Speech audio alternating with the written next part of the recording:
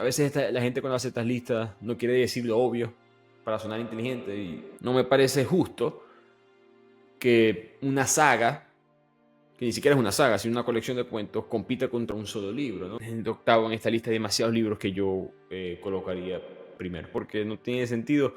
Esta es la primera novela moderna, es la primera que estableció la literatura que tú y yo conocemos hoy en día.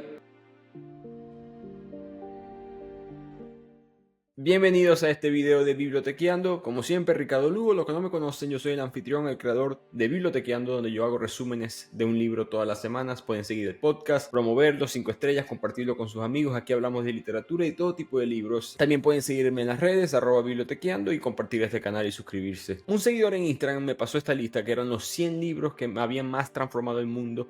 Libros específicamente de literatura. No eran libros, digamos, textos religiosos como el Corán, la Biblia. No son libros científicos como El origen de las especies, o quizás libros que han traído malas consecuencias para el mundo, Mi lucha de Hitler, El manifiesto comunista. No es un libro, no es una lista política. No me parece una mala lista. Tengo más problemas con los libros que están fuera del top 10, del top 10, que los que están adentro. Y eso es lo que quiero analizar. No vengo a criticar a la BBC. En verdad es una lista publicada por la BBC, pero se le envió a distintos expertos en literatura a través de todas partes del mundo para que votaran por sus libros preferidos, y con una fórmula ellos sacaron esta lista de los 100 libros que transformaron el mundo. Nuevamente, que transformaron el mundo, no los mejores, no la mejor historia, no el mejor del punto de vista artístico, sino en el punto de transformación. Y con eso voy a analizar, con esos parámetros que ellos utilizaron, voy a analizar estos 10 libros que vamos a ver en la lista, y después al final le voy a dar mi propia lista. En los comentarios pueden dejar su propia lista, su top 10. A mí me interesa mucho escuchar su opinión, me gusta escuchar otros puntos de vista, otros libros que te impactaron más, que sientes que transformaron el mundo. Así que con eso en mente, vayamos a analizar esta lista. La número 10 es la Ilíada. La Ilíada para mí es la número 1. Apenas escuché el título del artículo, el primero que se me vino a la mente fue por la influencia que tuvo en la cultura griega, en el entendimiento, mejor dicho, de nosotros de la cultura griega, que después termina formando el Imperio Romano, el entendimiento de cómo culturas primitivas pensaban sobre el destino, los dioses, la mitología, la primera quizás gran religión que nosotros conocimos, y transformó a muchos de los grandes líderes que transformaron el mundo. Alejandro Magno dormía debajo de su almohada, tenía un cuchillo y una copia de la Ilíada. Era fanático, idolatraba a Homero, idolatraba a Aquiles específicamente en la historia de la Ilíada, que eso también es parte del valor, la guerra de Troya, esa historia de una guerra ficticia en verdad, pero es una representación de cómo la gente veía la guerra como algo de honor, de cultura, en unas épocas como eso tristemente lo seguimos teniendo. Curiosamente, Alejandro Magno, él siempre ganaba todas las batallas. Una que le costó mucho fue Gaza, el mismo terreno que hoy en día tenemos tan problemáticamente en batalla. Gaza se defendió muy bien por 7 meses. Alejandro Magno no podía penetrarlo. Cuando al fin lo logra, él ordenó a que todos los hombres que defendieron a la ciudad, que sobrevivieron por supuesto, los crucificaran a través de toda la costa. Eran 2000 personas crucificadas aproximadamente. Después agarró a las mujeres como esclavas y a los niños también, las mujeres probablemente esclavas sexuales, y después agarró al gobernador de Gaza y lo arrastró en una carroza como hizo Aquiles, no voy a decir a quién, en la obra de la Ilíada para que no se les arruine, pero era tanta la admiración de él por Aquiles y por esta obra que él llegó a matar un gobernador en la vida real como Aquiles lo hizo, de una manera muy dolorosa, arrastrando a alguien en la carroza. Imagínense una carroza de caballos y al final hay alguien amarrado boca abajo, desnudo, simplemente llevándose sus golpes hasta morir. Así que para mí la Ilíada es número 1, pero vamos a ver cuáles son los demás en la lista. Número 9, 100 años de soledad. 100 años de soledad para mí tiene que estar en el top 10 porque es la carta de presentación de una región tan importante para la literatura como lo es Latinoamérica.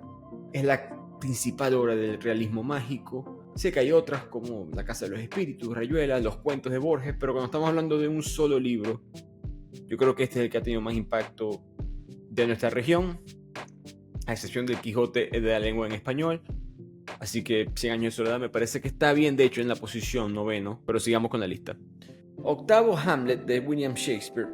Esta es la que yo tuve mucho problema cuando la vi. Tolkien solía decir que a William Shakespeare era mejor verlo que leerlo. Un seguidor me dijo, bueno, pero él escribía obras de teatro, así que claro, tiene sentido que sea mejor verlo que leerlo. El argumento es válido. Yo simplemente siento que al momento de transformar al mundo, Shakespeare no me parece tan profundo ni tan político como otros escritores. Tienen a Hamlet en la lista porque Hamlet es la más política. Él critica a los reyes, él critica la discriminación social. Hay una escena que Hamlet mira un cráneo en el suelo y él dice, bueno, ¿será que Alejandro tenía este aspecto en la tierra? Alejandro es Alejandro Magno. Y el debate que él tiene es que, bueno, este cráneo puede haber sido de Alejandro Magno o puede ser de un plebeyo cualquiera. Todos, la única diferencia entre un rey y un pobre es la ropa que tiene, es el dinero que tiene, pero como seres humanos todos somos iguales en esencia. Ese pensamiento es muy radical para los años 1600, siglo XVII. Creo que por eso que está en esta lista. Yo simplemente me cuesta colocar, a pesar que es el autor que más ha sido leído después de la Biblia, me cuesta colocar a Hamlet en el octavo en esta lista. De demasiados libros que yo colocaría primero. Por cierto, deja claro, yo he leído todos estos 10 libros. En mi carrera como lector, por decirlo así, he leído todos estos menos uno que les voy a mencionar próximamente, que lo he leído parcialmente, no completamente, así que no me contaron, estoy opinando lo que yo pienso. Lo repito, esta es mi lista, esta es mi opinión sobre estos 10 libros de la BBC. Séptimo, El Quijote. Yo tuve muchos problemas con el Quijote cuando lo vi de séptimo porque no tiene sentido. Esta es la primera novela moderna, es la primera que estableció la literatura que tú y yo conocemos hoy en día, es la mejor novela, o quizás la más impactante, mejor dicho, transformativa del lenguaje en español.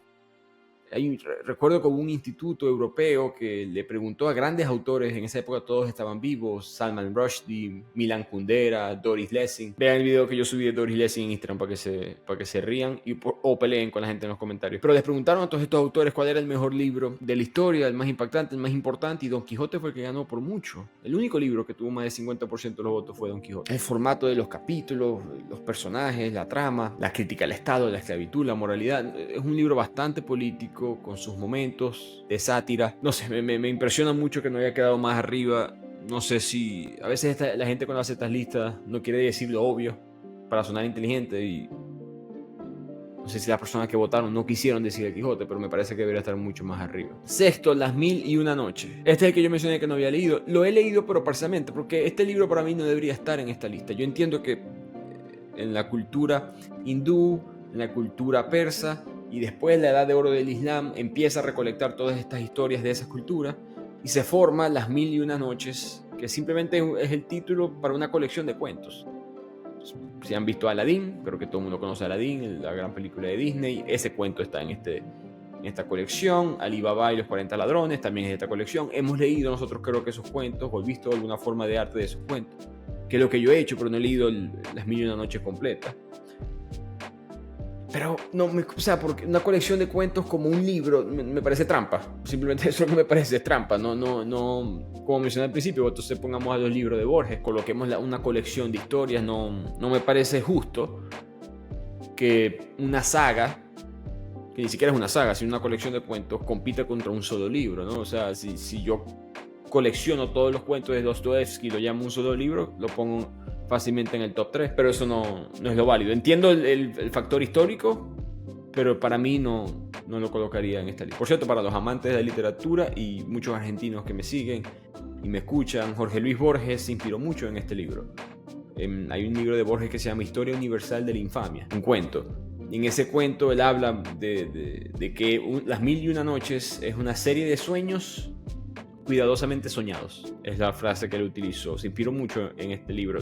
Es muy buena calidad literaria, pero me parece que había mejores opciones para colocar en esta lista si querías colocar a alguien de la cultura oriental. Quinto, Todo se derrumba, de Chinua Achebe. Excelente libro, yo le hice un resumen en el podcast, lo pueden buscar. Es importante entender el contexto histórico. Chinua Achebe es un nigeriano, su padre nace cuando Nigeria todavía tiene esta independencia cultural, están empezando a llegar estos misioneros, porque el libro trata de la África colonizada por los europeos, pero es una historia muy diferente a lo que uno quizás espera, porque Achebe en 1972 llegó a decir: yo nunca tomaré la posición de que lo viejo es bueno por ser viejo, que es la posición digamos conservadora históricamente, o que lo nuevo debe de ganar, que es la posición históricamente quizás liberal o progresista. Él simplemente dijo: ninguna de las dos verdades me gustó.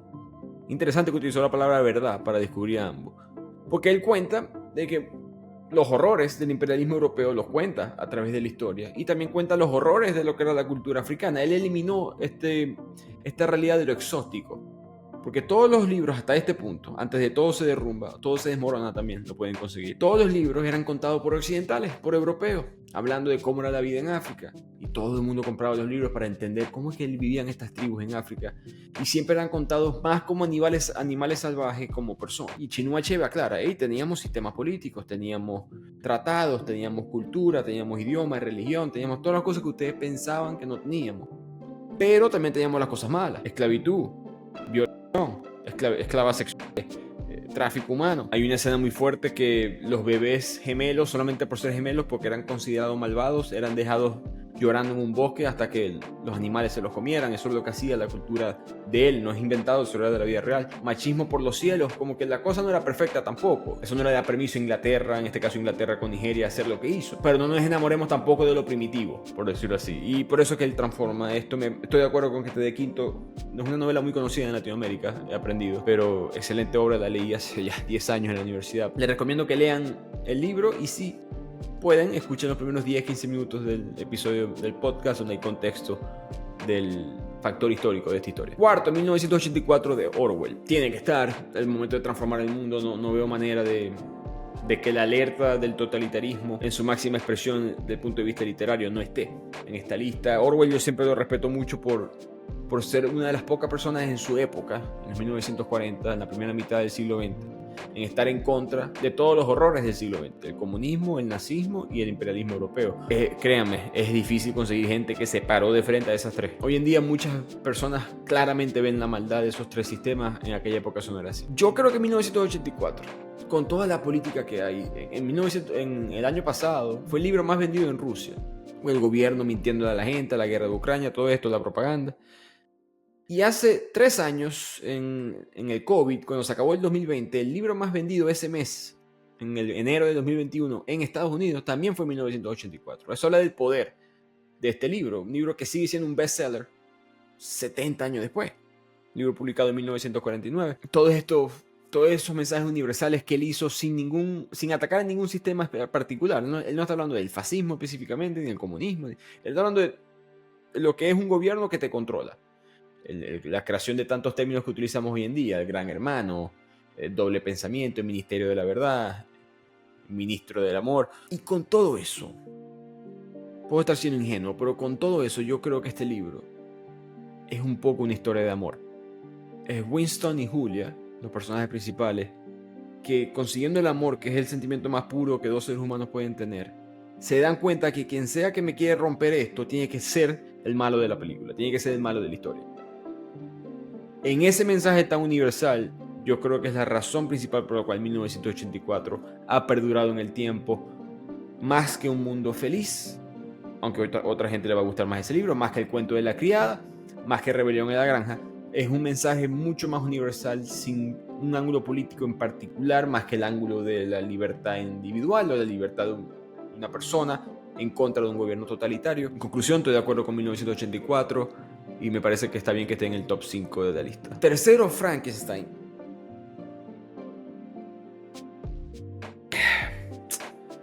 Ok, tengo una relación ambivalente con Frankenstein, porque me parece que está muy alta en esta lista. Yo creo que es un excelente libro. La gente cree que es un monstruo que ataca una aldea y esa es la historia. Para nada. Esto es un libro bastante profundo sobre los peligros de la discriminación, de separar a la gente socialmente, de asumir cosas de la persona solamente en su apariencia, y aún más profundo, de los peligros de la inteligencia artificial. Creo que este libro va a viajar, ya lo ha hecho, es un libro que tiene más de 200 años, pero va a viajar aún mejor en el tiempo cuando la inteligencia artificial empiece a, como todos los sistemas del mundo o todas las tecnologías del mundo, a fallar. ¿Va a fallar catastróficamente? No lo sé, solamente estoy diciendo que van a haber problemas.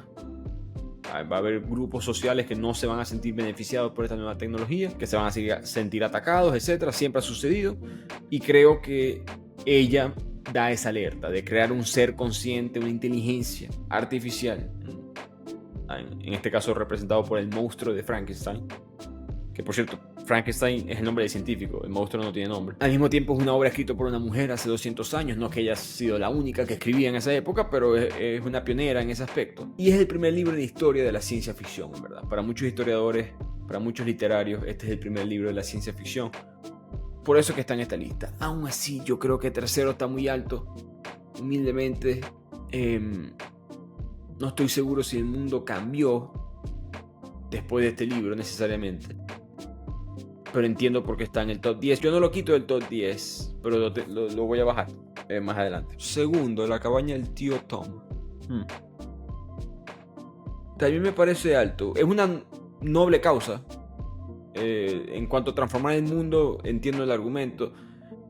Porque fue el primer libro, para los que no lo conocen, esto es un libro de una autora estadounidense llamada Harriet Beecher Stowe. Y en esta época todavía existe la esclavitud en Estados Unidos, pero el movimiento abolicionista ya ha empezado. Y ella publica este libro donde en verdad se cuenta la realidad humana de la esclavitud. Y fue una sensación, vendió 300.000 copias en Estados Unidos, 1,5 millones en Inglaterra, en el Reino Unido.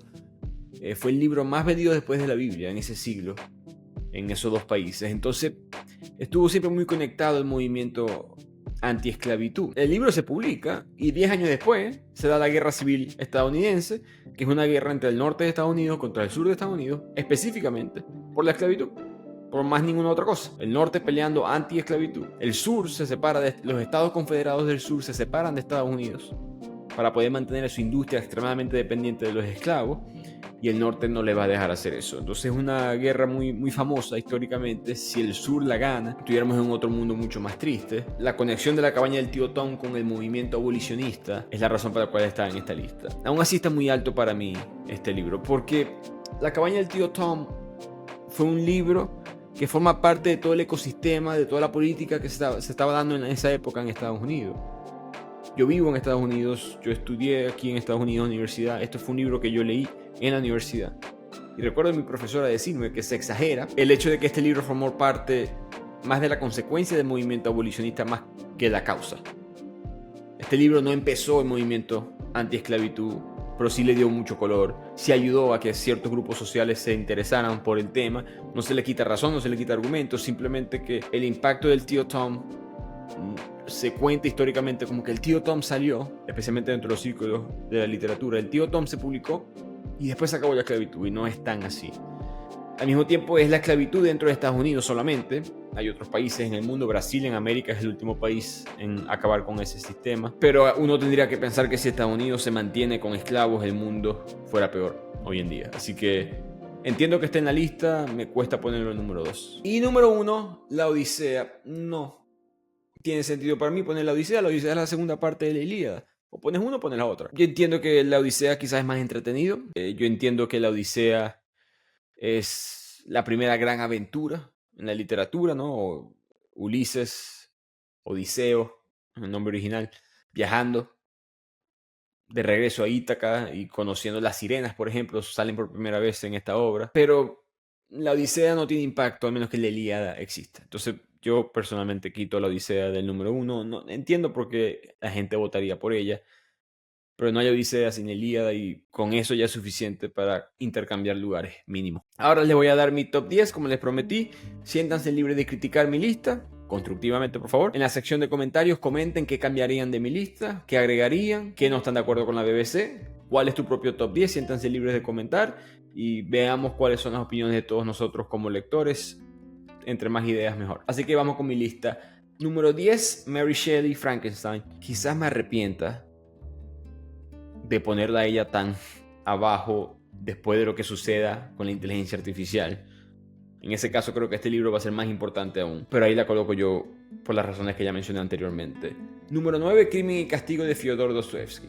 Aquí atrás ven al cuadro de Crimen y Castigo, es uno de mis libros preferidos. Dostoevsky es el autor que yo más he leído probablemente. Nadie es imparcial en la vida, yo trato de ser lo más objetivo posible, pero eso es, desde el punto de vista humano, creo que hasta biológico, imposible. Tengo demasiado cariño a Dostoevsky para no ponerlo en este top 10. Me parece que es el primer libro que analizó psicológicamente, antes de que la psiquiatría en verdad existiera, a un ser humano de la manera que él lo hace también en este libro, y por eso lo coloco en número 9. Octavo, La cabaña del tío Tom. Hoy repito, quizás el libro con la causa más noble en esta lista, pero no es tan universal el mensaje para la época. La esclavitud ya se había acabado en casi todas partes del mundo, a excepción de Estados Unidos. Aunque, cabe destacar, tenemos todavía 15 millones de esclavos en el mundo, tristemente. Séptimo, La Divina Comedia de Dante Alighieri. Este libro no me entendí cómo no salió en el top 10. Después averigüé en la lista de la BBC, estaba de número 12, así que estuvo cerca. Pero me cuesta colocarlo fuera del top 10. Es un libro que impactó tanto a la cultura de la Europa medieval. Un libro escrito en italiano por Dante, que no quería escribirlo en latín para que le llegara al pueblo. Un libro que analiza lo que uno considera un pecado, y no tienes que ser religioso, sino simplemente pecado desde el punto de vista de los errores del ser humano. La imagen del infierno, de la manera moderna que un cristiano piensa, es creada en verdad por Dante Alighieri. Los círculos del infierno y los distintos castigos. Un libro que cambió mucho la idiosincrasia de las personas. Sexto, 100 años de soledad. Lo subí en la lista, estaba de 9 en el de la BBC. Capaz estoy yo parcializado por ser latino, queriendo subir a Gabriel García Márquez, pero pienso que es un excelente libro desde el punto de vista de literatura, de los mejores que están en esta lista.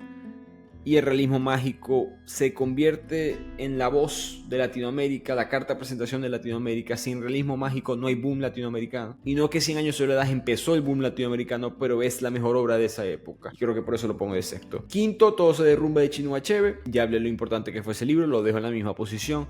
Cuarto, Guerra y Paz, de León Tolstoy. El pacifismo tomó fuerza como ideología con la ayuda de esta obra y de su autor. Tolstoy también excelente autor. Yo pienso que la literatura rusa cambió el mundo de una manera u otra. Dostoevsky y Tolstoy tienen que estar aquí. Tercero, 1984 de Orwell. Lo subo un puesto más, solamente por el valor político y ese mensaje tan universal, y por el hecho de que de todos estos libros, el único que todavía es un bestseller en épocas modernas es 1984. Segundo, El Quijote de Cervantes. Repito, no me explico cómo estuvo tan abajo. Estaba de séptimo en la lista anterior. Y de primero, La Ilíada de Homero. Así que eliminé del top 10 a Las Mil y Una Noches. Como mencioné, era una colección de cuentos. Quité a Hamlet de William Shakespeare. Y quité La Odisea de Homero, por lo que mencioné de la conexión con Ilíada. Así que díganme qué opinan sobre esta lista. Dejen sus comentarios, sus opiniones. Mención honorífica a otros libros. Orlando, de Virginia Woolf. Quizás fue en verdad el primer libro del realismo mágico. Hay que darle su beneficio, pero no creo que esté tan alto en este top 10. El Príncipe de Maquiavelo lo mencioné cuando subí un video parecido sobre este tema en Instagram, pero no es un libro de literatura, no es un libro de ficción. Lolita, de Vladimir Nabokov, transformó muchos pensamientos, trajo a la luz lo que era la pedofilia en el mundo, para bien o para mal. Tiene su argumento también ese libro. Orgullo y Prejuicio, de Jane Austen. Los hermanos Karamazov, de Dostoevsky.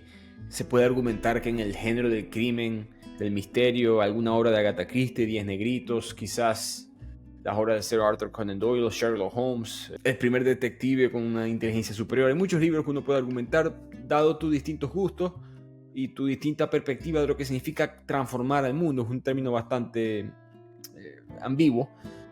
Así que les dejo que ustedes comenten y me den su top 10. Gracias por escuchar. Nuevamente sigan apoyando a Bibliotequiano, suscríbanse al canal. Escuchen el podcast, apoyen 5 estrellas. Pueden seguir en las redes sociales. Yo soy muy abierto en las redes sociales. Yo respondo, comento. Creé Bibliotequiano en parte para hablar con otros lectores como ustedes. Nos vemos en la próxima.